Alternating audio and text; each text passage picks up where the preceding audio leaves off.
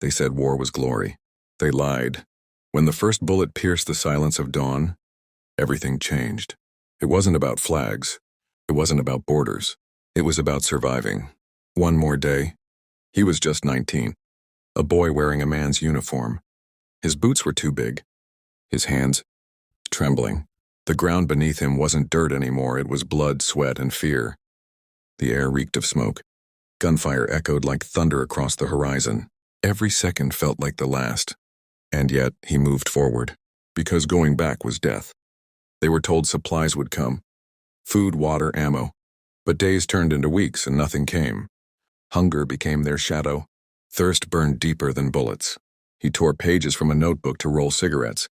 He chewed leather from his boots just to trick his stomach into silence. Imagine that. Chewing your own boots just to survive. At night, the temperature fell below freezing. Frost bit their fingers until they couldn't even pull the trigger. Some soldiers slept holding grenades, because if the enemy came in the dark, they wouldn't be taken alive. Letters from home, they were lifelines. But when the bombs started falling, those letters turned to ash. And with them, hope. They learned to drink rainwater collected in helmets. They learned which insects had enough protein to keep them alive.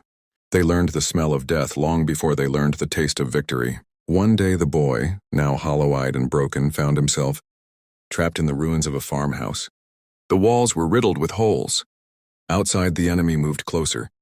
He had 3 bullets left. 3. He thought of his mother, her hands soft as clouds, wiping dust from his cheeks when he was just a child.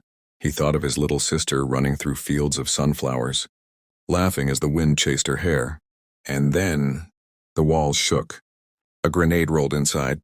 He dove, grabbed it with both hands, and threw it back before it exploded. The blast lit the night like a second sun. His ears rang. Blood filled his mouth. But he was still alive.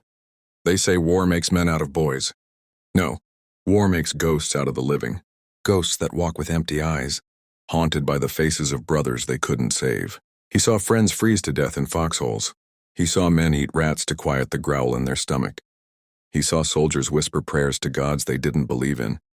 And yet, and somehow, through mud and blood and fire, he survived. When the war ended, they gave him a medal, a piece of metal on a ribbon. As if that could erase the screams in his head. As if that could bring back the ones left behind. He walked home in silence. His body had returned. But his soul was still out there.